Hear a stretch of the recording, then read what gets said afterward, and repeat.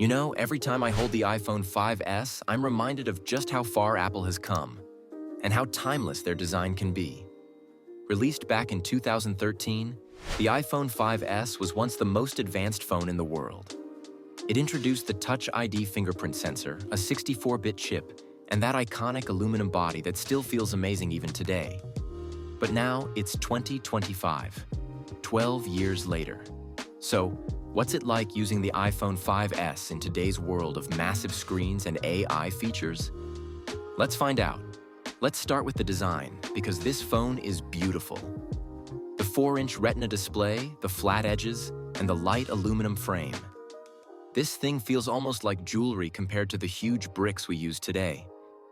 At just 112 grams, it's incredibly light and comfortable to hold. The chamfered edges, the clicky buttons, and even that classic home button all make it feel premium, even in 2025. Honestly, if Apple released this same design again with modern specs, I think a lot of people would buy it instantly. It's small, elegant, and practical, something we really don't see anymore. The iPhone 5S runs on Apple's A7 chip with just 1 GB of RAM. In 2013, that was revolutionary. The first 64-bit processor in a smartphone. But in 2025, it's obviously showing its age. The 5S officially stopped receiving updates years ago. It's stuck on iOS 12.5.7, which means many modern apps just won't work anymore. You can still browse the web, send texts, make calls, and even watch YouTube, but expect lag, longer load times, and crashes with heavy apps. Games? Simple ones like Subway Surfers or Temple Run still play fine. But anything newer, forget about it. Still, for basic use, it's surprisingly stable for a phone this old. Despite being frozen on iOS 12, the software still feels smooth and simple. Apple's optimization really shows here. Everything from scrolling to animations still feels clean and polished. However, app support is the biggest limitation. Many apps require newer versions of iOS, and even those that still install might crash or miss features. You won't get modern stuff like widgets, app library, or dark mode. But honestly, iOS 12 has a nostalgic simplicity that's kind of refreshing.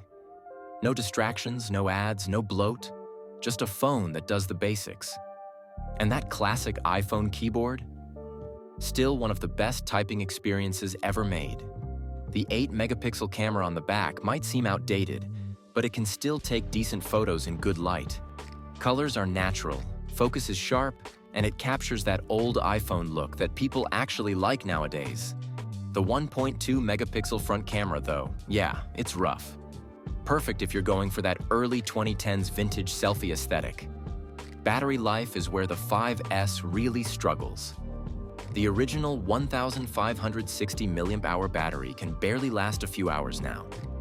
If you replace it with a new one, you can make it through the day with light use, calls, music, and some web browsing, but not much more. So can you use the iPhone 5S in 2025? Yes, but only for the basics. It's not fast, it's not compatible with most apps, but it's still a legendary piece of Apple history.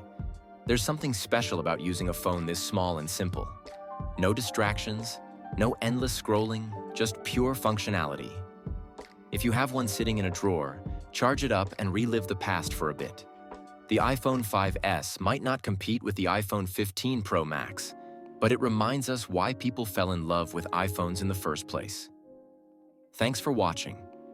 And if you enjoy these tech nostalgia videos, don't forget to like, subscribe, and tell me in the comments, what was your first iPhone?